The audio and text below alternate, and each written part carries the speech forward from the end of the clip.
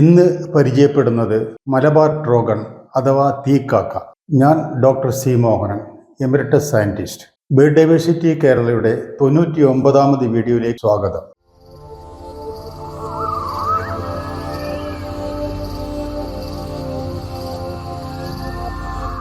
ഇന്ന് പരിചയപ്പെടുന്നത് മലബാർ ട്രോഗൺ അഥവാ തീക്കാക്ക.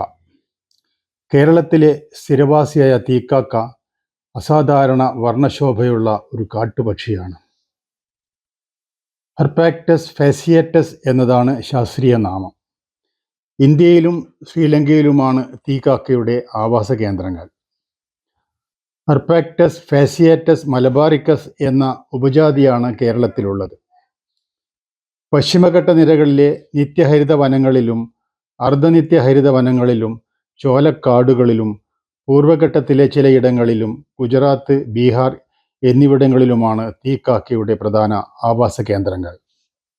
ഒരു മൈനയോളം വലിപ്പമുള്ള തീക്കാക്കയ്ക്ക് 30 സെൻറ്റിമീറ്ററോളം നീളവും 65 ഗ്രാമോളം തൂക്കവും ഉണ്ടാകും. പക്ഷിയുടെ തല പൊതുവെ തടിച്ചതും മൂർധാവ് അടിച്ചു പരത്തിയതുപോലെയുമാണ്. ആൺപക്ഷിയുടെ തല, കഴുത്ത്, മാറിടം എന്നിവ ചാരനിറം കലർന്ന കറുപ്പാണ്. മാറിടത്തിന് അതിരിട്ടതുപോലെ മാലയുടെ രൂപത്തിലുള്ള വീതിയുള്ള ഒരു വെള്ള പട്ടയവുമുണ്ട്. പക്ഷിയുടെ അടിഭാഗമെല്ലാം പിങ്ക് കലർന്ന കടും ചുവപ്പ് നിറമാണ്. പുറംഭാഗവും പൂട്ടിയ വാലിൻ്റെ ഉപരിഭാഗവും മഞ്ഞ കലർന്ന തവിട്ട് നിറം. കറുത്ത ചിറകുകളിൽ നിരവധി നേരിയ വെള്ള വരകളുമുണ്ട്. പക്ഷിയുടെ വാലിന് 180 സെൻറ്റിമീറ്ററോളം നീളം കാണും. വാലിലെ 12ഓളം തൂവലുകളിൽ മധ്യഭാഗത്തുള്ള തൂവലുകൾക്ക് തവിട്ട് നിറവും അവയുടെ അഗ്രം കറുപ്പുമാണ്. അവയുടെ ഇരുവശത്തുമുള്ള തൂവലുകൾക്ക് കറുപ്പ് കലർന്ന തവിട്ട് നിറം. വാലിൻ്റെ ഇരുവശത്തുമുള്ള 3 തൂവലുകളും വെള്ള നിറത്തിലുള്ളതാണ്. അതുകൊണ്ട് വാലിൻ്റെ അടിഭാഗം ഒറ്റ നോട്ടത്തിൽ വെള്ള നിറമാണെന്ന് തോന്നും. വാലിൻ്റെ അഗ്രഭാഗം കത്രിക കൊണ്ട് കുറുകെ മുറിച്ചു മാറ്റിയതുപോലെ തോന്നും. പെൺപക്ഷിയുടെ തലയും കഴുത്തും മാറിടവും ഇളം തവിട്ട് നിറവും അടിഭാഗം മഞ്ഞ കലർന്ന ഇളം തവിട്ട് നിറവുമാണ്. മാറിടത്തിൽ ആൺപക്ഷിയുടേതുപോലുള്ള വെള്ളപ്പട്ട ഉണ്ടാകില്ല. പക്ഷിയുടെ കൊക്ക് കുറിയതും പരന്നതും നീല നിറത്തിലുമാണ്. കണ്ണിന് ചുറ്റുമുള്ള ചർമ്മത്തിന് നീല നിറം. കണ്ണുകൾക്ക് കടും തവിട്ട് നിറവും. കുറിയ കാലുകൾക്ക് ഇളം നീല നിറവും. വിരലുകൾ 2 മുന്നോട്ടും 2 പിന്നോട്ടും ചൂണ്ടിയതാണ്. പ്രായമെത്താത്ത ആൺപക്ഷികൾ പെൺപക്ഷിയെപ്പോലെ ഇരിക്കും. പക്ഷേ അവയ്ക്ക് ചാരനിറമുള്ള തലയും മാറിടവും ഉണ്ടായിരിക്കും. ചെറുപ്രാണികളും പുഴുക്കളുമാണ് പക്ഷിയുടെ പ്രധാന ആഹാരം. പുഴുക്കളും പാറ്റകളും പ്രാണികളും വണ്ടുകളും പുൽച്ചാടികളും ചീവീടുകളും ചിത്രശലഭങ്ങളും ഇതിൽപ്പെടും. മിക്ക സമയത്തും മരക്കൊമ്പുകളിലും ചില്ലകളിലും നിശ്ചലനായി കൂനിക്കൂടിയിരുന്ന് ഇരകളെ വീക്ഷിച്ച് അവയെ പിടിച്ച് അകത്താക്കും. പറക്കുന്നതിനിടയിൽ കാറ്റ് ചവിട്ടി നിന്നും ഇര തേടാറുണ്ട്.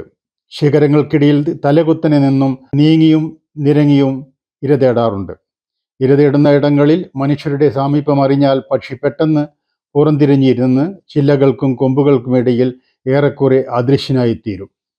പൊതുവെ ശാന്തനായ തീക്കാക്ക നേർത്ത കുയ് കുയ് എന്ന കൂവൽ കൂടാതെ കിർ കിർ എന്നൊരു ശബ്ദവും ഇടയ്ക്കിടയ്ക്ക് പുറപ്പെടുവിച്ചുകൊണ്ടിരിക്കും. ഇതോടൊപ്പം വാൽ വിടർത്തി ഉയർത്തുകയും താഴ്ത്തുകയും ചെയ്യും.